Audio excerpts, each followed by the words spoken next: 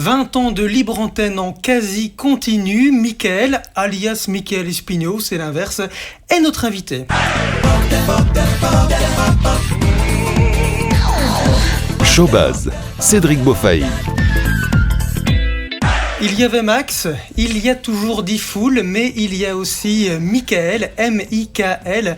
4 lettres qui résonnent sur la bande FM depuis plus de 20 ans et qui animent vos soirées et même une grosse partie de vos nuits également en quasi continu, sur des libres antennes, des talks qu'il a pu enchaîner sur Énergie, sur Fun Radio, sur Goom Radio et maintenant sur Virgin et bientôt sur Europe 2. Mickaël, bonjour, bienvenue, merci d'avoir accepté notre invitation. Avec plaisir, merci de m'avoir invité. En forme ?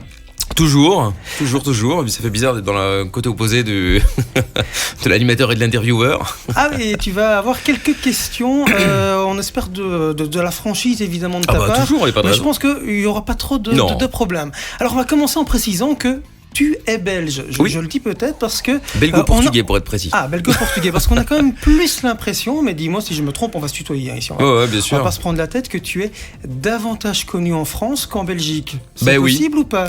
Ça l'est complètement. En fait, j'ai commencé sur Fun Radio Belgique le siècle dernier. Pour ensuite commencer la libre antenne sur Énergie en Belgique en 2003. Et puis à partir de 2005, on m'a été proposé d'aller en France. Et je sais pas pourquoi, à partir de 2006 même pour être précis, je sais pas ce qui s'est passé. Les directions en Belgique ont plus voulu de moi, donc je sais pas pour quelle raison, mais je sais pas. Voilà, effectivement, aujourd'hui, j'ai plus une carrière française qu'en Belgique. Ouais. On va revenir évidemment durant toute cette interview sur cette longue et riche carrière et on reviendra plus en détail sur certaines parties de ton aventure à France. Alors au sommaire évidemment de ce Showbuzz, on va donc revenir sur ton parcours. On va aussi parler d'Europe 2 parce que c'est aussi quand même la grosse nouvelle, c'est que tu vas ajouter une nouvelle radio à ton Exactement, parcours sans le vouloir pour une fois. Sans le vouloir, voilà. Europe 2 qui revient en France à partir du 1er janvier. Et puis on aura aussi quelques surprises, quelques invités mystères également et des personnalités qui vont intervenir. On va donc un petit peu te mettre à l'honneur pendant quasiment 3 quarts d'heure. Voilà, je pense que tu n'as pas fait le détour pour rien. Voilà, non, je pense pas non plus. Ça va bien se passer. Alors, avant de parler de l'actualité et du retour d'Europe 2, je propose qu'on commence par le début, qu'on revienne au début de ta carrière. Et tout a commencé fin des années 90 avec le début d'Internet finalement. Exactement. C'est grâce à Internet que tu as démarré ton idylle avec la radio. Comment ça s'est fait ? C'était en fait, en gros, donc j'ai commencé sur Fun Radio en Belgique, c'était en 97 je crois, quelque chose comme ça. Je faisais le standard manière assez basique et puis comme j'étais toujours intéressé par l'animation, je faisais des maquettes sur le côté dans le petit studio qu'il y avait dans les petits locaux de Fun. Et puis un jour, à force de proposer des émissions, enfin en tout cas de faire écouter les maquettes que je faisais, on me disait que c'était bien, pas bien, fallait changer ci, changer ça. Jusqu'au jour où il y a un animateur qui est tombé malade en dernière minute et on m'a dit ça te branche de le faire. J'ai dit ouais, ok, pourquoi pas. Et puis voilà, j'ai commencé comme ça en fait. C'était une émission qui s'appelait la Dance Train, c'était une émission de dance, donc c'est pas ma tasse de thé à la base, mais bon, je me suis dit pourquoi pas. Et donc ça a démarré comme ça en 98, 14 février 98 pour être précis, première fois que j'ai parlé dans un micro. Et puis c'était une émission aussi, après tu as une émission qui était consacrée au web. Ah oui, pardon, c'était la question aussi, effectivement. Oui, parfois tu me poses une question puis je parle dans un autre chose et il faut pas hésiter. Je le suis jamais, t'inquiète pas. Et donc oui, effectivement, après ils ont changé pas mal de choses sur Fun en France avec l'arrivée d'Arthur notamment et donc jusqu'à 18h30 et puis Max démarrait à 21h. Et donc pour pas faire trop d'émissions françaises, ils cherchaient une émission un peu originale à mettre entre les deux, entre Arthur et Max. Et donc du coup, j'avais proposé une émission qui parlait d'internet. Alors on est évidemment en 2000 je crois ou 2001, un truc comme ça. Et donc ouais, en fait bêtement l'idée m'est venue en écoutant pendant les vacances une émission, je sais plus qui l'animait ni sur quelle radio c'était, je crois que c'était RTL, où il parlait de site internet en disant tiens, j'ai vu ce site internet là, il se passe ci, il se passe ça. Je me suis dit tiens, c'est pas mal, pourquoi pas refaire un truc dans le même esprit. Et donc on avait mis un chat en plus où les gens pouvaient proposer leur propre site ou ceux qu'ils avaient découvert. Et donc on le partageait, il y avait un chat où les gens réagissaient sur les sites ou proposaient aussi des sites. Et donc c'est parti de là-dessus, c'est parti de là en fait bêtement. Alors 2 ans plus tard, tu quittes Fun Radio et tu arrives sur Énergie Belgique. C'était il y a tout juste 20 ans. Peut-être que tu l'as oublié. C'était fin novembre, début décembre. Exactement, tout à fait. 2002, c'est vrai. Donc il y a plus ou moins 20 ans. Je te propose de mettre ton casque puisque on va te faire plaisir. C'est bien parce que j'ai jamais entendu ça. On va réécouter ta toute dernière intervention. Tu faisais 17h-21h le samedi, donc c'était du pouce-disque. Hein. Ah oui, complètement. Une émission de flux, et on va écouter ta toute dernière intervention lors de cette première émission. On était fin novembre 2002.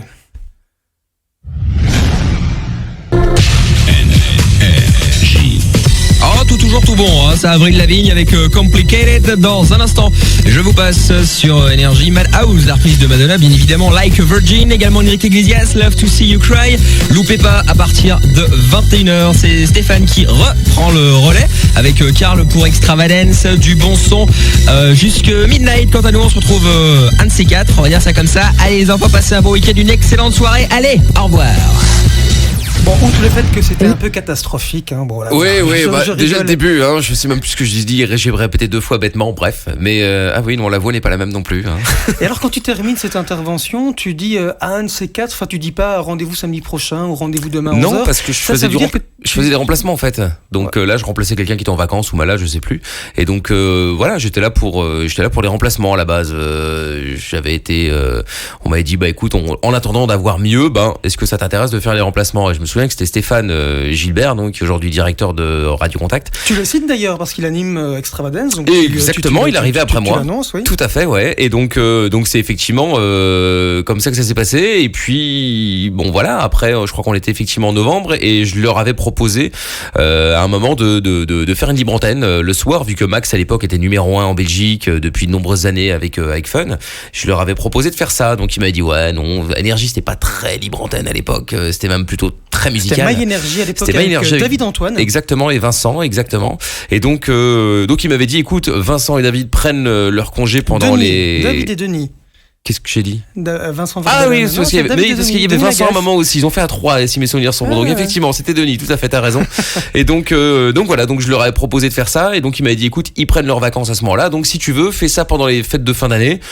Et puis on verra. Je dis écoute, pourquoi pas. Donc on avait fait ça pendant une semaine avec Toff à l'époque et puis l'équipe que j'avais avant, sans aucun moyen, hein, parce qu'on a fait ça vraiment, comme ça. Et donc on avait fait ça pendant une semaine ou 10 jours, je sais plus. Et puis ça s'était bien passé en fait, en vrai. Hein. Enfin, je crois que c'est. Ça s'était bien passé.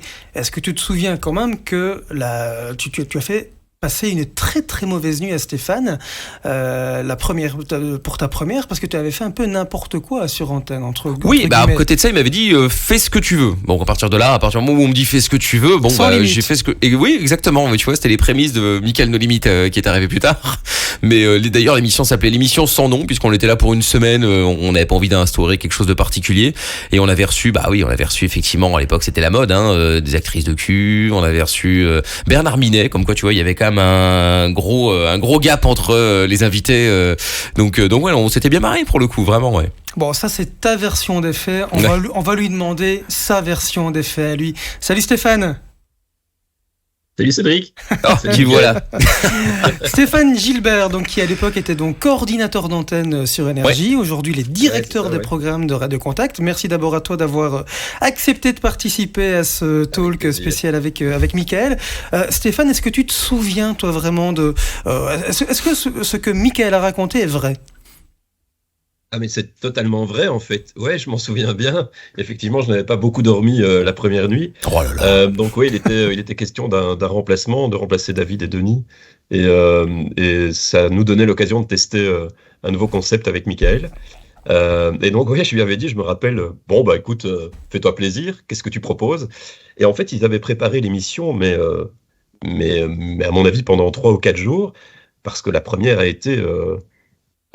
ça a été un coup de tonnerre et effectivement il y a des sujets qui étaient traités dans l'émission. Je sais pas si c'est l'actrice pour film pour adultes ou s'il y a eu autre chose, mais je m'étais dit le lendemain je vais me faire démonter par notre directeur de l'époque, puisque évidemment j'en avais pris la responsabilité.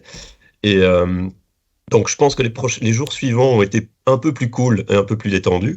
Et puis on sait tous ce qui s'est passé, c'est qu'ils sont restés à l'antenne. Voilà. C'est ça, on a fait un petit break au mois de janvier, puis on a recommencé le 3 février. En fait, c'est une sorte de putsch, finalement. Oui, de putsch, moi, c'était pas vu comme ça. Moi, après, je voulais proposer quelque chose. Bon, après, il s'est fait que, mais oui, effectivement, c'est grâce à Stéphane que je suis là aujourd'hui, finalement. Dans mon souvenir, j'ai aussi... Je ne sais pas, mais en tout cas... Si, voilà. Toi-même, tu sais, t'inquiète pas. Certains échanges, mais bon. Dans mon souvenir, j'ai l'impression que durant cette semaine-là d'émission sans nom, tu avais également fait des crêpes ou quelque chose comme ça, mais je me plante peut-être royalement, et que c'est vrai que pour l'auditeur belge, on n'était pas habitué à ça, et qu'on avait l'impression qu'il se passait quelque chose, en tout cas, il y avait quelque chose. Ça ne te dit rien, Oui, si, on les a certainement faites, hein. Oui, bien sûr, on fêtait la Chandeleur, on faisait tout et n'importe quoi dans ce malheureux studio, qui n'est plus aujourd'hui d'ailleurs, mais c'est pas de notre faute, hein, finalement. Mais oui, on a fait pas mal de choses, effectivement, Stéphane s'en souvient. Toi Stéphane, il était comment Mickaël à l'époque? Est-ce que tu avais senti chez lui un tel potentiel, parce qu'il a fait quand même depuis forcément une carrière de dingue. Tu l'avais ressenti comme ça, toi, ce potentiel chez Mickaël? Déjà en flux, quand j'avais reçu sa maquette, donc flux musical, c'est la présentation solo d'une playlist classique. C'était Cindy Janssens qui m'avait fait la proposition. Effectivement, il était déjà il y avait déjà beaucoup de talent en flux. Et puis il est arrivé avec un concept nouveau qui maîtrisait parfaitement. Donc la suite ne m'a pas étonné. Enchaîner les projets, les radios, arriver en France, quand même, c'était quand même incroyable qu'un petit Belge, parce qu'il y en a eu peu, arrive sur des antennes françaises. Donc voilà, félicitations à lui et à l'équipe. Merci. Et puis à vous aussi, encore une fois, de m'avoir laissé faire, parce que sans ça, forcément, il n'y aura peut-être pas eu les mêmes opportunités, on ne sait pas. Exactement. J'ai bien failli recevoir un C4, je pense. Ouais, oh là là, une fois de plus. Pour si peu. C'est vrai. Parce qu'il faut quand même... on reste un petit peu sur cette période, hein, on en profite, mais les audiences ont directement suivi. Il n'a pas fallu attendre 10 vagues avant de voir l'effet Mickaël le soir. Très vite, les audiences étaient là. Oui, parce qu'en fait, je pense que effectivement pour le coup, ça a changé. Les Belges n'avaient pas accès à ce genre d'émission. Enfin, ils pouvaient l'écouter, mais ils pouvaient difficilement y participer parce que sur Fun, il fallait appeler en France. À l'époque, ça coûtait un pont pour y passer. Puis en général, quand on y passait, de toute façon, les émetteurs se foutaient de notre gueule parce que soit on avait un accent, soit il y avait quelque chose. Donc voilà. Donc là, le fait de leur proposer une émission belge pour eux, en vrai, avec un numéro, en plus à l'époque, il était gratuit. C'était très très bien. Accessoirement, avec Toff, on passait aussi nos week-ends, puisque Stéphane nous payait une misère. On devait aller chez les gens manger, on s'invitait chez les gens en fait les week-ends. On faisait pas l'émission en direct de là-bas, mais les week-ends on allait chez eux et on avait lancé ce plan en disant on est tellement payé une misère. Mais ce qui était vrai en vrai, c'était pas juste pour le plaisir. Si vous voulez, on vient manger chez vous. Et donc effectivement, il y a des gens, une première famille qui nous avait envoyé un message genre venez chez nous. Et donc on faisait tous les week-ends, on faisait le tour de Belgique et on allait manger à Arlon, à Marche, à Namur, à Liège, partout. Et finalement, on côtoyait vraiment les auditeurs en vrai. Et je pense que c'est ce qui a fait que ça a fonctionné. Parce qu'on était sur place. Mais après, ça prenait un temps fou, évidemment. Mais on était sur place, ouais. Là, Stéphane, je te confirme, ta dernière facture vient d'être payée. Ça serait tardé. J'aimerais bien. Steph, là, on ne parle que des qualités de Mickaël, mais il y a bien eu forcément un moment donné où Mickaël avait certains petits défauts à ses défauts. C'était quoi le défaut de Mickaël à ses débuts et qu'il a réussi à corriger? Ou qu'il a gardé? Ouais, c'est compliqué parce que des défauts, j'en vois pas beaucoup. En fait, on s'est toujours bien entendu. On est devenu potes en fait rapidement. Allez, un défaut comique. Il avait, alors qu'il était belge, l'accent français plus que tout le monde. Oui, c'est vrai. Et, donc j'ai dit mais arrête de parler comme un Parisien, ça ne sert à rien. Et il l'a toujours un peu gardé en fait. Oui, je pense que ça aurait aidé aussi pour les antennes françaises. Oui, ça t'a servi. Après, t'as la déformation professionnelle. Mais après, moi, j'ai grandi en écoutant Fun, donc forcément, oui, à force d'essayer de faire, pas de faire comme eux, mais en tout cas de m'inspirer d'eux, forcément, tu gardes l'accent de. Mais c'est tellement vrai. Et en fait, quand t'arrives sur une radio française, même en Belgique, t'as tendance à essayer de faire un peu comme les animateurs qui animent en France. Oui. Et donc de prendre le petit accent un peu comme ça. Donc voilà, mais ça le caractérise, donc qu'il le garde bien. C'est peut-être ce qui fait qu'aujourd'hui je suis plus en Belgique. Enfin, je veux dire, tu vois, je suis plus sur une antenne en Belgique parce qu'on se dit non, pas encore un Français. Stéphane, une question à poser à Mickaël. Est-ce qu'il est heureux? Bah oui, écoute, pour l'instant tout va bien. J'attends juste que tu m'invites à bouffer, mais sinon, hormis ce détail, tout va bien. On pourra compter nos cheveux blancs. Oui, ah bah écoute, là, je t'éclate. Il y en a quelques-uns, oui, je confirme. C'est pas possible. Soit Stéphane n'a pas de soucis, soit il a une teinture. C'est pas possible d'avoir les cheveux noirs comme ça. Non, on les voit. On les voit. Oui. Si, on les voit. Oui, enfin bon, il y non, mais regarde là. Ouais, c'est vrai. Ah oui, là, bon, on peut les compter si tu veux, mais je pense que j'ai gagné d'avance. Écoute, on fait ça vite. Sans problème. Eh bien, si Sudinfo a pu permettre l'organisation d'un repas entre vous, on sera évidemment avec plaisir. Non, mais ravis. C'était prévu, mais ça fait longtemps. Et puis c'est vrai qu'on n'a pas forcément les agendas qui coïncident, mais bon, ça devrait le faire. Stéphane Gilbert, actuel directeur des programmes de Radio Contact. C'est un peu notre radio à nous. Maintenant, on est une grande famille. Donc, merci à toi, Stéphane, vraiment d'avoir. Parce que je sais que tu as dégagé 2 ou 3 réunions pour être avec nous. Donc, merci à toi. C'était avec plaisir. Salut, Mickaël. Salut, Steph. Salut, ciao. Cédric. Ciao. Salut. Mickaël, donc on est là en 2004-2005, tu es sur Énergie Belgique. Très vite, Énergie France très vite après un an, va venir sonner à ta porte en disant mais ce que vous faites en Belgique, venez le faire en France, parce que l'émission de Morad ne marchait pas très bien. En tout cas, l'audience était...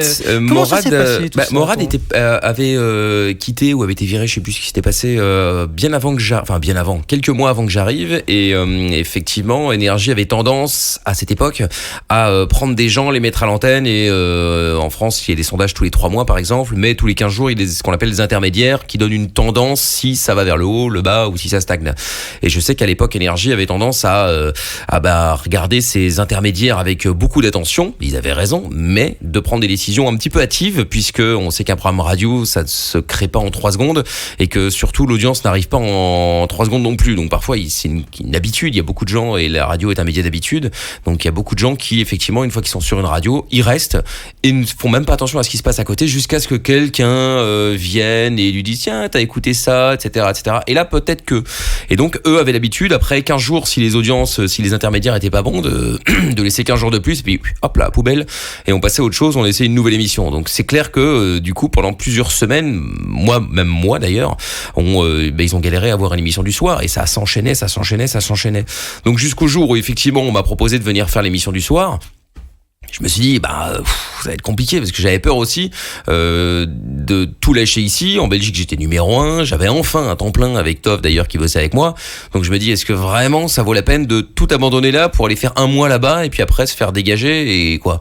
Donc du coup, on avait trouvé un accord avec Eric Albrecht à l'époque, qui était le directeur général d'Énergie, qui était au-dessus de Énergie Belgique, qui était au-dessus de Stéphane justement. Et donc il m'avait dit, écoute, parce que moi la condition sine qua non, c'était que l'émission soit encore diffusé en Belgique. Ça c'était vraiment la base, parce que je voulais pas abandonner tous les auditeurs qui étaient ici, qui avaient fait que ça fonctionne, en disant maintenant je suis en France, allez hop, merci, au revoir, et puis à bientôt. Donc je voulais vraiment que l'émission continue à être diffusée en Belgique. Il m'avait dit ok, pas de problème, on la diffuse, et si jamais ça va pas, tu reviens, il y a pas de problème, et on continue l'émission comme si de rien n'était. Je me suis dit bon, ça fait une belle garantie ma foi. Donc du coup j'y suis allé effectivement, et l'émission a duré 5 ans et demi, donc ce qui était pas mal pour Énergie. Je crois que c'est une des émissions qui a duré le plus longtemps en vrai sur Énergie, même encore à l'heure actuelle. Alors il y a Koé, mais qui s'est arrêté pendant 1 an, donc bon, si on compte pas ça, effectivement, il a une plus grande longévité. Mais sinon, effectivement, il a fait 5 ans et demi. Et puis voilà, l'émission a été diffusée, puis rediffusée, puis rediffusée. Parce que le paradoxe, tu dis que tu avais la garantie de pouvoir revenir sur Énergie Belgique si ça ne se passait pas bien en France, mais forcément, ça s'est bien passé en France. Et du coup, on t'a coupé sur Énergie Belgique. Oui, oui, effectivement. Alors ça fait partie des... Oui, complètement. Oui, la première année, ça s'est bien passé. Puis l'année d'après, je sais pas, il y a eu une espèce de guerre que je ne comprends toujours pas aujourd'hui, d'ailleurs, avec l'ancien directeur général, Eric Albrecht. Et puis, je sais pas, ils ont... En fait, s'ils m'avaient dit dès le début, on trouve que l'émission est trop devenue franco-française, voilà... Bon, oui, pourquoi pas, c'était leur choix. Mais finalement, ça s'est pas passé comme ça. Donc, en fait, l'émission a été supprimée, alors que je faisais quand même encore tous les dimanches. Je revenais en Belgique pour faire l'émission. Donc je mettais un best-of en France. C'était le best-of le dimanche en France et je venais faire une émission 100% belge sur Énergie Belgique. Donc ça prouvait quand même qu'il y avait un investissement. Je venais avec toute mon équipe. On se faisait chier entre guillemets parce que, enfin eux surtout parce que eux à la base étaient français à part Toff et Jack à l'époque. Mais je veux dire, eux venaient quand même avec nous en Belgique, etc. Juste parce que moi je tenais à le faire. Donc on l'a fait et puis bon finalement les audiences étaient quand même relativement bonnes, un peu moins bonnes bien sûr parce qu'on n'avait plus le temps de faire les déplacements tous les week-ends dans toute la Belgique. Donc évidemment il y a eu une certaine érosion. Mais voilà, après ils ont remplacé, si mes souvenirs sont bons, c'était Walid à l'époque qui est aujourd'hui sur la première, qui a repris qui a fait un bid. C'est moi qui le dis. En fait, en vrai, je ne connais pas les audiences. Je sais pas ce qu'il y avait eu comme audience parce que je n'y avais plus accès. Donc après, s'ils ont enlevé l'émission, j'en déduis que c'était moins bien, forcément. Ça a fait un bid, je m'en souviens. Je ne sais même plus comment ça s'appelait. Bon, enfin bref. Et donc ensuite, Stéphane Gilbert a repris la direction d'Énergie. Donc lui m'a fait revenir à l'antenne. Ça a duré 1 an, je crois, ou 2 ans, un truc comme ça. Et puis hop là, de nouveau off. Puis après, il y a eu comment il s'appelle encore, j'ai oublié. Il est parti à la retraite il y a peu de temps là. En Belgique ? Ouais. Ah, c'était Julie avec... Non, Walid est revenu. Non, mais le directeur général. Bruno Van Sillegem ? Non, après, celui qui vient de partir là. Marc Vossen, voilà, c'est ça. Ouais. Et donc lui, effectivement, m'avait de nouveau repris, mais ça c'était la deuxième période Énergie quand je suis revenu en 2015. Et donc là aussi, ça a été diffusé. Personne n'a jamais su pour quelle raison. Là aussi, je faisais pourtant tout pour que ça se passe bien et que à l'antenne ce soit le moins franco-français, en faisant des speaks spécifiques pour la Belgique, où j'annonçais les opérations qui se passaient sur Énergie Belgique pendant que je disais autre chose en France. Pour vraiment que ce soit bien. Et je sais pas, ça a jamais fonctionné. Pourtant, ils ont continué à diffuser des émissions comme Guillaume, etc., qui lui n'avait aucune attache en Belgique. Donc pour le coup, il faisait une émission franco-française et puis ça passait comme ça, quoi. Et qui était moins bon que toi parce qu'il avait un problème avec l'expression française, mais ça c'est. Oui, bon, ça après c'est une question de. Je me dirai rien là-dessus. Non, mais peu importe. Et alors, ce qu'on ne savait pas aussi, c'est que tu étais diffusé en France, en Belgique. Et en Suisse également. En Suisse aussi. Alors oui et non, c'est-à-dire qu'en fait, pas tout le temps. Alors si, c'était en fait c'est un faux. C'est Énergie Suisse n'existe pas vraiment, en tout cas à l'époque, je sais pas aujourd'hui. Mais en fait, ils avaient un émetteur qui était pile à la frontière française et donc avec une autorisation française. Et en fait, ils envoyaient tout vers la Suisse. Et donc du coup, ils ont décrété que c'était Énergie Genève. Mais en vrai, non. En vrai, c'était énergie d'un bled en France qui était à la frontière et ça ne devrait pas être énergie suisse. Quel est ton meilleur souvenir, le moment le plus kiffant de toutes ces années ? Mais là, on reste, je le fais exprès, hein, on reste entre 2005 et 2010. Ah, entre 2005 et 2010 ah là là, il y en a eu tellement des moments incroyables. En radio, vraiment quand je suis dans l'émission ou en radio, sur Énergie France Bah écoute... Un seul, il y en a un dont j'ai parlé il y a pas longtemps encore justement. C'était quand je remettais un prix aux Energy Music Awards. Je l'ai fait 2 années et il y a une année où c'est avec Tokyo Hotel ou avec Katy Perry? Avec Katy Perry. Et donc c'était le moment rigolo parce que allez, on peut lancer les images hein. Ah bah tu vois, on s'était pas concerté pourtant. Ah oui, non, pas du tout. Bon alors je précise, les images sont très vieilles, c'est quelqu'un qui à mon avis filmait son écran, donc je sais pas ce qui s'est passé, ça ressemble à pas grand-chose, mais allez, on regarde. Bonsoir Mylène, comment ça va? Parce que là tu es avec Michael Youn. Ouais. Déguisé en femme pour... Donc oui, je rappelle, la qualité des images n'est pas exceptionnelle, mais c'est... Voilà. On te reconnaît bien là, très jeune. Ah oui, ça c'est sûr. Papa, chut, t'arrives au mauvais moment. Tais-toi, je suis en train de filmer. Voilà, exactement. Donc voilà, on laisse passer les images, on n'écoute pas forcément, mais ça je veux dire, c'est quand même dingue. On est sur un prime time, un samedi soir, sur TF1, et tu es là en train de remettre en prix, avec à côté de toi une star comme Michael Youn. C'est génial. Et pour l'anecdote, en fait, voulait que en fait l'idée avait été lancée que ce soit 3 Michael qui remettent ce prix, et ils avaient pensé faire venir Michael Jackson. Alors ça aurait été le pompon, et puis bon, le grand patron Jean-Paul Baudecroux, c'est trop cher, on va faire venir Michael Jackson, ça va coûter une fortune, laissons tomber. Et donc du coup bon, ils ont laissé tomber, pas de chance, Michael Jackson est décédé l'année d'après, donc ça aurait été sa dernière apparition télé, ce qui veut dire que là ces images auraient été reprises partout dans le monde en vrai, parce que ça aurait été la dernière apparition télé de Michael Jackson. Donc bon, il a pas eu de flair, il a eu beaucoup de flair, Jean-Paul Godecroux, mais là il l'a pas eu pour le coup. Mais effectivement, à la base, on aurait dû être Michael Jackson, Michael Youn et moi. Et ça, c'est souvenir de dingue, évidemment.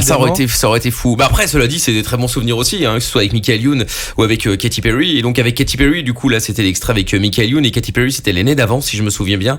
Et donc ils avaient écrit un sketch. Moi, j'étais pas fan, mais bon, voilà, ils avaient écrit un sketch, les auteurs de TF1 ou de je sais pas qui. Et donc l'idée, c'était que j'étais censé normalement embrasser Katy Perry, et après qu'elle me stoppe et qu'elle me mette un vent. Et je leur avais dit, vous êtes sûr qu'elle a validé ça? Ouais, t'inquiète, on va les demander. Ok. Donc moi, je vais voir sa responsable attaché de presse, je sais pas quoi. Et je lui dis, vous êtes sûr que ça lui pose pas de problème? Parce que je prends envie qu'il y ait un malaise à la télé, quoi. Non, pas de problème. Sauf que, forcément, arrivé au moment, il y a les prompteurs qu'on doit suivre.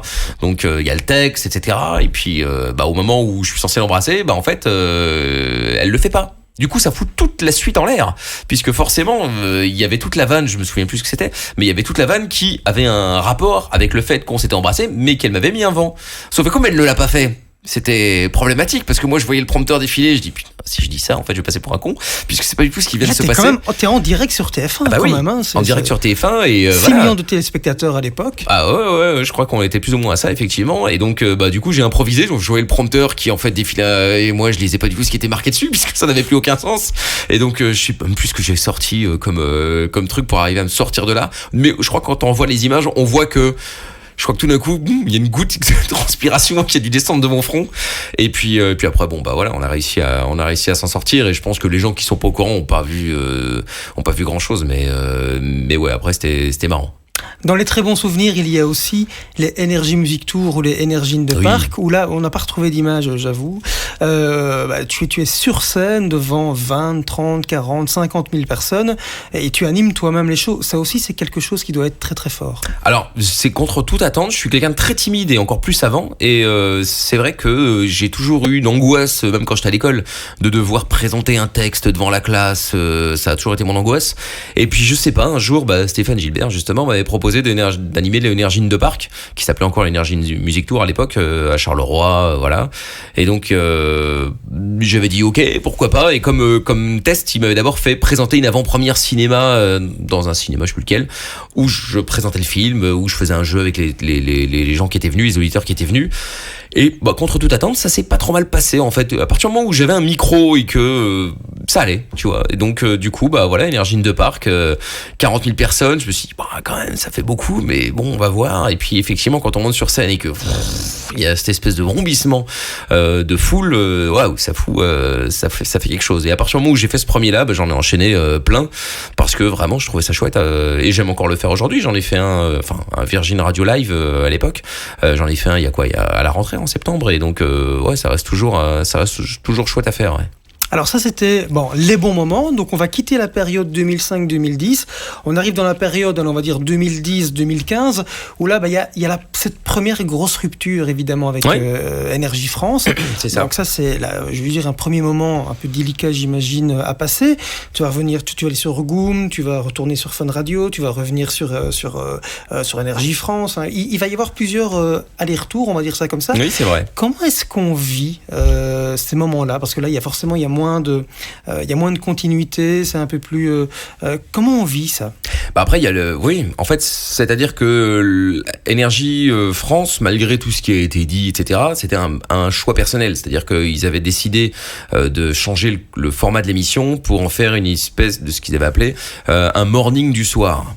Bon, moi j'étais pas spécialement chaud là-dessus, mais bon, force est de constater que ça n'a pas pris, et donc moi je leur avais dit, écoutez, moi je vous laisse, je me souviens, on avait fait cette discussion au mois d'octobre, et je leur avais dit, écoutez, moi fin juin, si c'est pour faire comme on fait maintenant, il faut plus compter sur moi, donc voilà, ça vous laisse le temps de trouver quelqu'un d'autre.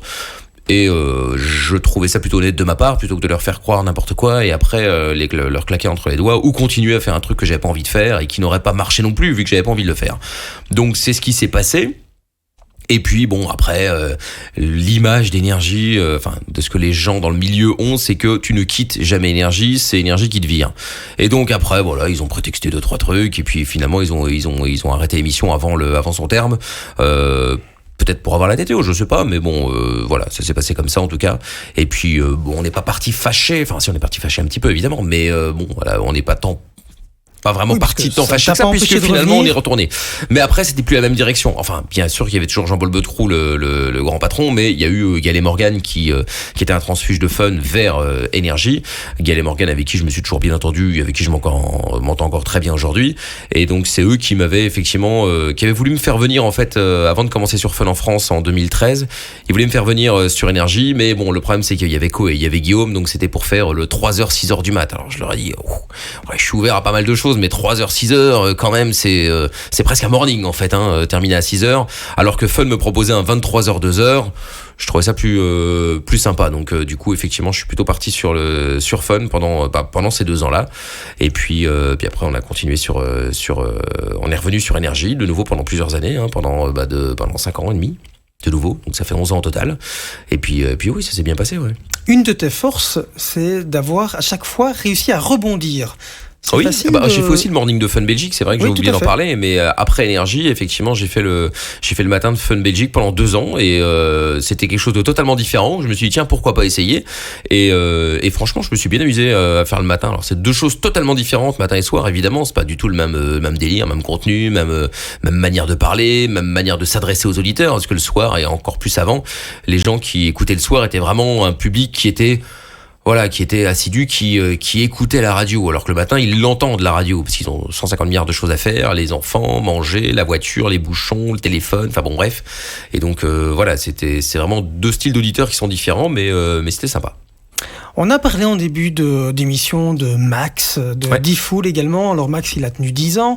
D-Fool, ça fait 75 ans. Voilà, ça fait 1000 ans. On ne les compte plus, toi, donc ça fait quasiment 20 ans. C'est quoi la clé de la réussite pour une telle longévité ? Parce que c'est quand même rare en radio. Déjà, il faut avoir envie. Parce qu'il y en a aussi beaucoup qui ont plus envie. À un moment, là, Respect D-Fool, par exemple, je lui en ai encore parlé il y a pas longtemps, mais qui lui fait en plus le matin, donc c'est fait le matin. Non, mais ça c'est encore pire. Mais lui il fait le matin et puis il fait le soir. Et puis en plus il est directeur des programmes de la radio, donc il n'est pas juste animateur. C'est lui qui s'occupe aussi de tout le reste. Bref. Et donc oui, c'est quelque chose d'assez exceptionnel de le faire. Et puis surtout dans la longévité, c'est-à-dire qu'il y a un truc exceptionnel dans cette émission que j'écoute très rarement, puisque forcément je suis en même temps que lui, donc voilà. Mais quand j'ai l'occasion d'écouter, c'est l'émission que je préfère écouter parce que c'est toujours marrant. Mais ce qui est exceptionnel, c'est que parfois j'écoute pas pendant 6 mois voire 1 an, et quand je réécoute, j'ai l'impression que c'est la suite de ce que j'écoutais il y a 1 an, alors que il s'est passé 1 an. Mais non, je sais pas comment il arrive à faire ça pour le coup, mais effectivement on a vraiment l'impression que c'est la suite. Alors il y en a qui vont peut-être trouver ça redondant parce que c'est probablement toujours les mêmes histoires avec Romano, avec la meuf avec qui il était sorti à l'époque, etc. Mais force est de constater que quand on écoute rarement, moi je trouve toujours ça très drôle, et pas que quand on écoute rarement, puisque il est toujours numéro 1 le soir, donc c'est bien la preuve que même ceux qui écoutent de manière plus assidue sont toujours, même toujours quoi.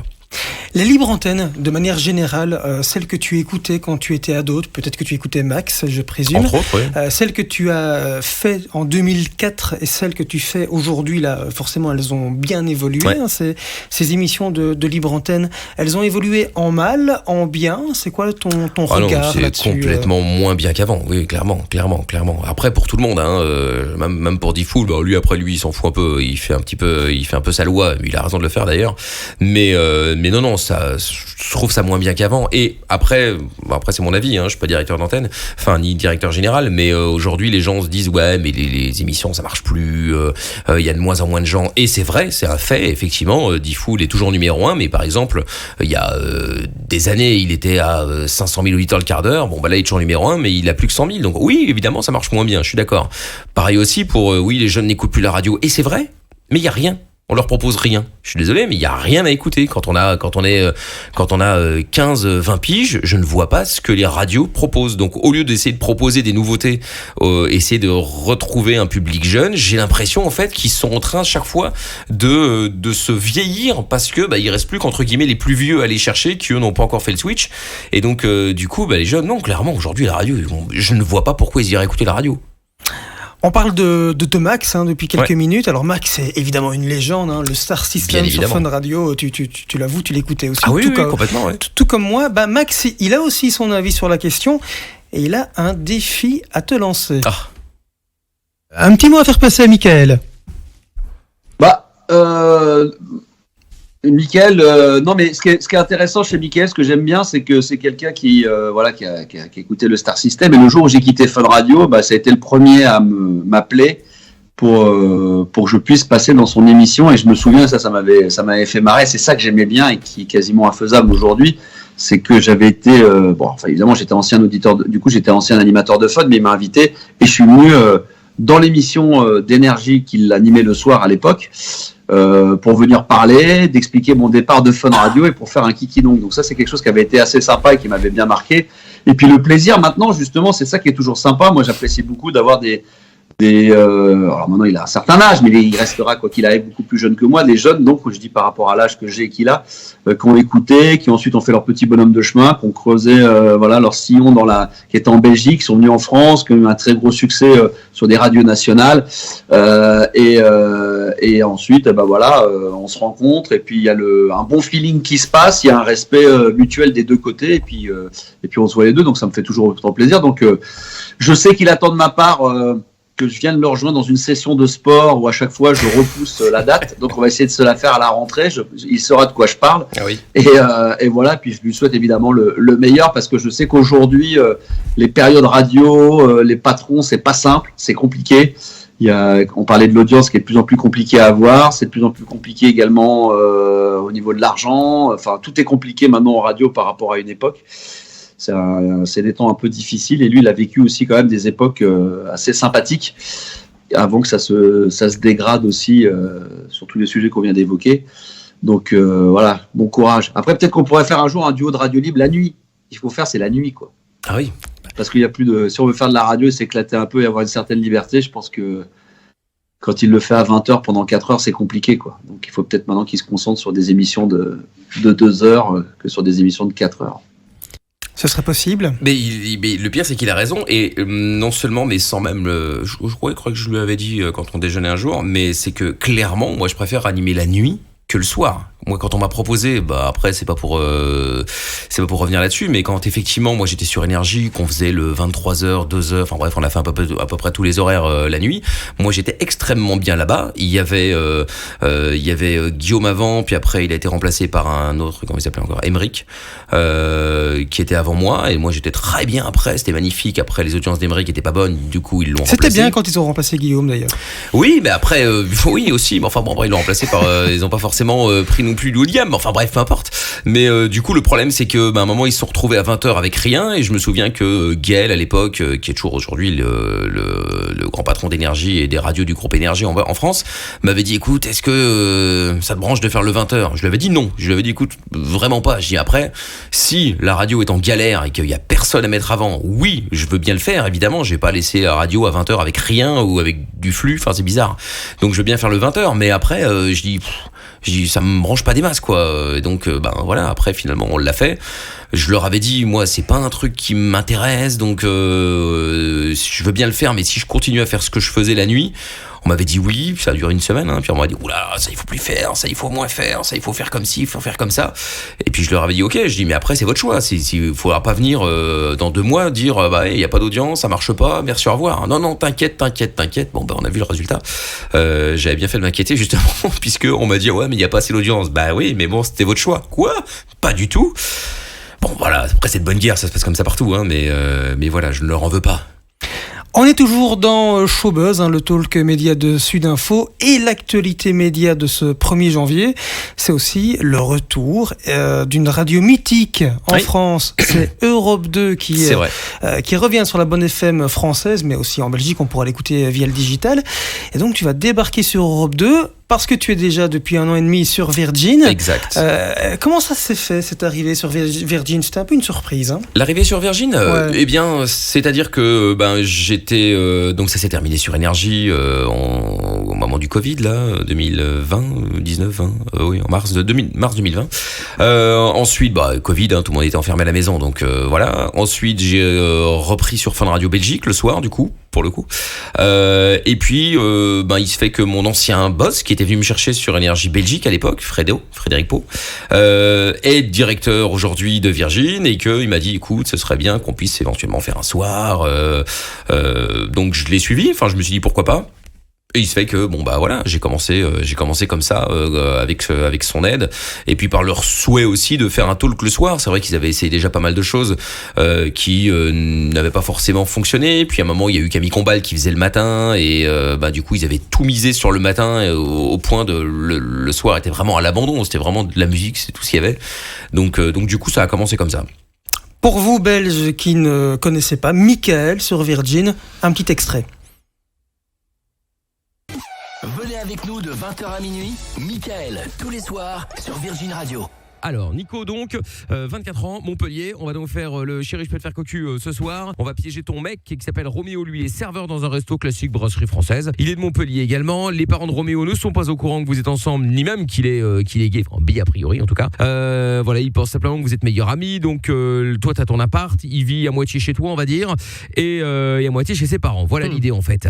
Donc tu vas comme le jeu le veut en tout cas, tu vas donc appeler ton mec. Tu vas lui dire qu'il y a un gars qui t'a proposé en fait de coucher avec toi juste un soir. Normal, classique quoi. Et donc et voilà. Et donc toi comme t'es pas un salaud et que ça fait 1 an et demi que t'es avec ton mec, tu l'appelles pour lui demander. Voilà, Michael sur Virgin. C'est donc du lundi au jeudi de 20h. Alors ça a été du lundi au vendredi la première saison et puis la seconde ça a été du lundi au jeudi. Et oui, après, alors c'est marrant parce que cet extrait avec le chéri je peux te faire cocu, c'est un des jeux qu'on fait depuis 2003 globalement. Donc pour le coup le jeu à 20 ans, c'est toujours aussi marrant. Enfin, en tout cas nous on prend du plaisir à le faire. Et donc voilà, après toujours une petite partie de l'équipe. Alors Toff lui a déménagé aux États-Unis maintenant. Donc voilà, il est plus dans l'équipe. Polo il continue à bosser avec moi mais en off, c'est lui qui continue à écrire notamment les jingles entre autres. Et voilà. Et de nouveau, comme d'habitude, tu arrives sur Virgin et les audiences ont directement suivi.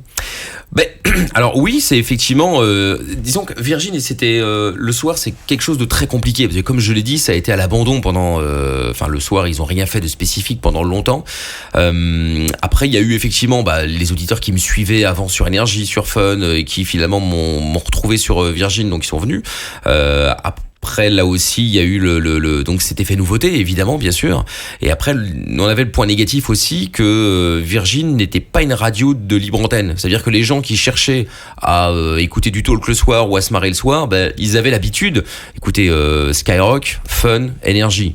Donc Virgin, c'était pas un réflexe. C'est comme si moi je suis dans la voiture, je vais pas automatiquement me dire tiens, je vais écouter Musique 3 parce que je sais très bien que c'est pas ce qui me convient. Et peut-être qu'il y aura une libre antenne là-dessus et que je vais être surpris. Mais bon, j'ai pas le réflexe. C'était le même problème qu'il y avait avec Virgin. Donc forcément, ça a été un travail de longue haleine pour essayer d'arriver à faire quelque chose et on est encore loin du résultat final. Et on en vient à Europe 2 à partir du 1er janvier. Donc fini de dire Virgin, mais retour sur Europe 2. C'est un nom j'ai encore le réflexe de parfois dire Énergie. Alors encore une autre radio en plus, là, ça va être compliqué. Europe 2, c'est une marque mythique. Oui, c'est vrai. Ça représente quoi pour toi, Europe 2 ? Alors ça représente en fait le problème c'est que moi j'ai jamais vraiment connu, alors évidemment j'ai connu deux noms bien sûr, mais après il y avait pas en Belgique. Alors il y a eu une petite période à Bruxelles, voilà, mais j'ai pas connu la grande histoire d'Europe 2 puisque moi j'étais bercé par Fun, c'était la seule radio qu'on pouvait capter à l'époque en Belgique. Et oui, pour les plus jeunes qui vont écouter ou lire, il n'y avait pas internet avant et donc quand une radio était diffusée sur un territoire, elle était sur ce territoire, point barre. Aujourd'hui c'est pas le cas évidemment, mais donc du coup voilà, ça limitait quand même pas mal de choses si on voulait vraiment écouter quelque chose de différent quoi. Mais donc voilà, donc Europe 2, oui, je suis ravi de. Il y avait Arthur et les pirates notamment. Bien sûr qu'il y a eu Arthur et les pirates le matin, bien entendu, ouais, tout à fait. Il y a eu Morad aussi il y a eu Bart qui animait une émission qui marchait bien à l'époque. C'était la libre antenne la plus zen de France, et donc il faisait que des sujets zen. Alors j'ai jamais compris comment ça a fonctionné, mais j'ai jamais entendu du voix, donc je n'ai eu que les échos. Mais en tout cas ça a bien fonctionné avant, ouais. Ça va changer quoi concrètement pour toi ? À part dire Europe 2. Oui, alors ça va changer beaucoup de choses puisque on en parlait tout à l'heure. Les émissions de talk où on commence à avoir du mal à continuer entre guillemets, puisque les directions préfèrent finalement essayer de faire moins de talk et donc moins de risques et donc moins cher et donc plein de choses. Du coup, effectivement, sur Europe 2, ils m'ont proposé de changer le format de l'émission, encore une fois, vous allez me dire, pour faire quelque chose de plus de moins libre antenne, clairement, évidemment. Moi je suis fan de rock à la base, donc déjà on avait commencé l'année dernière avec Happy Rock Awards, qui est une émission de rock où j'ai la chance de pouvoir faire la prog moi-même. Enfin, je la fais avec un autre Michael qui est le programmateur, mais je veux dire, on travaille tous les deux dessus. C'était le vendredi et le samedi, et donc là à partir de la rentrée, du coup il y aura une émission, ce sera plus une émission d'interview d'artistes en fait, entre 20h et 22h, et puis de 22h à minuit ce sera donc Happy Rock Awards, du coup tous les soirs, où c'est une émission 100% rock. Finalement, c'est peut-être une évolution plus logique pour toi, parce que finalement... Peut-être, oui. Tu as quel âge ? Moi, j'ai 41. Voilà, on assimile souvent les émissions de libre antenne parfois à des blagues un peu potaches, ce genre de choses. Alors la question qu'on t'a peut-être posée déjà 15 000 fois, c'est jusqu'à quel âge est-ce que tu comptes faire ce type d'émission qui est plus, entre guillemets, écoutée par les ados, mais peut-être que finalement c'est une bonne chose qu'Europe 2 arrive, ça te permet alors de... Peut-être. Aujourd'hui on peut pas le savoir. Aujourd'hui, clairement, oui, je suis content parce que c'est une émission de rock et que j'ai toujours prétendu que le rock avait une place en radio et que force est de constater que personne n'a voulu m'écouter, et malgré que quand on voit les festivals, les concerts de rock, c'est toujours rempli. Metallica a rempli quand même 3 fois de suite le Stade de France sans aucune aide radio ou sans aucune pub. Donc c'est bien qu'il y a quand même des gens qui sont là. Les festivals rock, et en particulier en Belgique, on en a plein. C'est toujours full, il y en a toujours, c'est toujours rempli, c'est-à-dire qu'en 3 minutes il n'y a plus de place. Donc c'est bien la preuve que les gens continuent à aimer le rock, et malgré tout les radios s'obstinent à diffuser la même chose. Toutes les radios passent la même chose, à part quelques-unes, Nostalgie bien sûr, parce que c'est des morceaux un peu plus anciens, etc. Mais je veux dire, quand on écoute Fun, on écoute Énergie, on écoute même Contact, c'est les mêmes titres en fait, c'est juste pas dans le même ordre. Contact, il y a un peu plus de vieux morceaux de temps en temps, mais je veux dire, sinon c'est globalement la même chose, qu'en fait il y a aucune radio. Moi, ce que j'aime bien aux États-Unis, c'est qu'il y a chaque ville finalement a ses radios, et ses radios thématiques. Il y a une radio de hits, ok, très bien. Il y a une radio de rock, il y a une radio de rap, il y a une radio de country, il y a une radio d'info, il y a une radio de musique classique. Voilà, on a ce qu'on veut, quoi. Et ici, non. Et je parle d'ici, mais en France c'est la même chose. Tout le monde diffuse la même chose. Changement de format donc pour ton émission, mais pas changement d'horaire. Ce qui fait que certains de tes proches se posent certaines questions. Salut Michael, ça fait longtemps qu'on se connaît. Toi, ça fait très longtemps que tu bosses à la radio. Ça fait plus de 20 ans que tu fais de la libre antenne. Aujourd'hui, tu as plus de 40 ans. Est-ce que tu as encore vraiment envie de faire de la libre antenne ? Est-ce que tu continues à t'éclater autant qu'au début, et puis avec une vie entre Paris pour le boulot, la Belgique, qu'est-ce que tu aimerais faire d'autre en fait à la radio ou ailleurs, si tu devais maintenant arrêter la libre antenne pour faire autre chose ? Bonne question. Écoute, oui, avoir envie, j'ai toujours envie. Pour le coup, ça pose pas de problème. Si demain on me dit c'est reparti la nuit, open bar, tu fais comme avant avec Toff, Polo, moi je suis une direct et puis on est reparti, parce que nous on se marrait. Alors oui, effectivement, moi j'ai plus de 40 ans. Polo il en a quasi 50, j'exagère mais pas loin. Toff il a aussi un peu plus âgé que moi, il a un an de plus.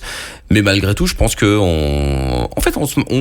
tant qu'on arrive à se marrer de ça, c'est le principal. D-Fool aujourd'hui, il a plus de 50 ans, et malgré tout, il continue à se marrer de ça. Donc j'ai pas de souci avec ça. Et aujourd'hui, si la radio s'arrête, sincèrement, je ne sais pas ce que je vais faire. Je me suis pas posé la question. Donc je me la poserai, parce qu'il y a un jour ou l'autre, ça s'arrêtera probablement. Maintenant, peut-être qu'on me proposera autre chose. On me proposera peut-être un autre boulot en radio. Je sais pas, à vrai dire. Par contre, il y a aussi l'horaire du soir qui est évidemment contraignant quand on a 2 enfants. C'est vrai. Ça, c'est pas fatigant de terminer tous les soirs à minuit ? Non, c'est pas fatigant. C'est un rythme. Après, il y a des gens qui travaillent en usine, qui font qui travaillent de minuit à 7h du matin, puis après la semaine d'après, ils commencent à 7h du matin, ils terminent à 14h. Enfin, tu vois, c'est une question de rythme. En fait, c'est une question d'habitude. Voilà. Après, il y a la technique qui aide aussi. Peut-être qu'on va révéler un secret. C'est vrai que maintenant, avec les studios qui sont interconnectés à gauche et à droite, je pense, dis-moi si je me trompe, mais que ça t'arrivait de faire ton émission sur Énergie France depuis le studio d'Énergie Belgique, alors que ce n'était pas diffusé en Belgique. Donc, exactement. Donc tu étais tout seul dans ton petit studio en Belgique, et tes chroniqueurs étaient à Paris. Ça peut paraître dingue, en fait. Alors ça peut paraître dingue, mais à la base, il y a eu une vraie raison qui a fait ça. C'est que, en fait, Énergie Belgique, je m'entends, diffusait déjà Koé et Guillaume, je pense, et qu'ils ne pouvaient pas diffuser plus d'émissions françaises rapport à leur quota, par rapport au CSA, etc. Et donc, je n'ai jamais compris cette règle, mais enfin, apparemment, si je faisais l'émission depuis les studios belges, c'était considéré comme une émission belge. Du coup, je suis venu avec toute mon équipe et on a fait l'émission. Moi, ça m'arrangeait très bien, du coup. Donc, je faisais l'émission depuis les studios d'Énergie Belgique et diffusée en France, du coup. Mais sauf qu'en France, ils n'y voyaient que du feu. Et en Belgique, c'était considéré comme une émission belge. J'ai jamais compris cette règle, mais bon. Hallucinant. Et donc voilà. Donc, du coup, il se fait que ça a fonctionné comme ça, ouais. On arrive tout doucement à la fin de cette interview. Mine de rien, ça passe. C'est vrai, déjà quasiment 56 minutes. Il nous reste 4 minutes, sinon tu vas être en retard. Non, mais t'inquiète, pas de problème. Un petit mot sur tes projets en TV, peut-être. Est-ce que tu en as ou pas? Parce que c'est quelque chose que tu as fait de manière épisodique. Très épisodique. Alors, c'est-à-dire qu'en fait, j'ai pas de projet télé. Je l'ai déjà dit plein de fois. Autant la radio est une passion, la télé n'en est pas une. Alors, peut-être parce que je ne la connais pas bien, c'est possible. Après, j'ai déjà fait quelques émissions, quelques pilotes. On m'avait appelé pour en faire une. Après, ça s'est toujours très bien passé. Mais en fait, moi, j'ai envie de faire une émission. Si une émission de télé doit exister, c'est vraiment une émission où je m'amuse. J'ai pas envie de faire de la télé pour faire de la télé, comme la majorité, je vais peut-être pas dire parce que j'en sais rien, mais comme beaucoup qui ont besoin de notoriété, et donc forcément être vu, ça marche mieux que d'être entendu, évidemment. Donc voilà, j'ai pas du tout cette envie-là. Donc si vraiment je dois faire de la télé, c'est pour faire quelque chose qui est vraiment bien. J'avais fait un pilote d'un jeu qui était prévu sur RTL. Bon, finalement, il y a eu le Covid, tout ça, donc ça s'est pas fait. Mais oui, avec des candidats, tout ça, c'était marrant. J'ai pas envie de faire un jeu, en fait, où je suis tout seul. Il faut vraiment qu'il y ait des candidats avec qui je peux échanger, ou, je vais pas dire retrouver un peu de libre antenne, parce qu'on est loin de là, mais avec qui on peut un peu échanger, on peut faire un peu, on peut rigoler, quoi. Ton mot de la fin, ce serait quoi? Je te laisse carte blanche. Le mot de la fin, écoute, qu'il faut de toute façon, ça peut être un conseil pour ceux qui veulent faire de la radio, car oui, il y en a encore, c'est de ne jamais baisser les bras, parce que beaucoup aujourd'hui en radio, beaucoup de gens qui sont à la direction de radio n'ont eux-mêmes jamais fait de radio et ont tendance, souvent par jalousie, en fait, à descendre ceux qui y vont pour montrer qu'eux sont les patrons. Je dis ça parce que ça m'est arrivé quand vraiment j'ai commencé, avant même Fun en 97. Je me souviens qu'on avait fait une démo avec Toff sur une petite radio locale à Bruxelles, et où le gars nous avait dit non, mais oubliez, vous avez aucune chance, vous n'êtes pas fait pour faire de la radio. Donc si on l'avait pris pour argent comptant, on aurait forcément fait autre chose. Et finalement, avec Toff, on s'est dit, en fait, rien à foutre, au contraire, on va lui montrer à celui-là, à cet abruti, qu'en fait c'est lui qui se gourre. Et force est de constater qu'on a réussi à lui prouver qu'il se gourait, justement. Alors je sais pas s'il l'a entendu, s'il me reconnaît encore, ou si même il est encore vivant, malheureusement, je ne sais pas. Mais en tout cas, voilà, il faut jamais baisser les bras, et toujours aller au bout des choses. Et puis voilà, et puis avoir du courage aussi, parce qu'il y a beaucoup de claques qui se prennent au fur et à mesure, que ce soit en radio ou en télé, ou même dans n'importe quel métier en vrai. Donc voilà, jamais baisser les bras. M.I.K.L. Michael Espigno était donc notre invité cette semaine dans Showbuzz. C'était un véritable plaisir, on n'a pas vu le temps passer. Non, effectivement. Vraiment, merci pour l'invitation en tout cas. Très très sympa. Et donc à partir du 1er janvier, vous tapez europe2.fr, écoutez en live, 20h minuit, donc 20h 22h avec un invité rock. Interview, pas forcément rock, mais oui, globalement ce sera plutôt rock. Et puis 22h minuit, donc une émission avec du son rock justement pendant 2 heures. À partir de ce 1er janvier. Exact. Merci beaucoup, Cédric. À très bientôt. À bientôt.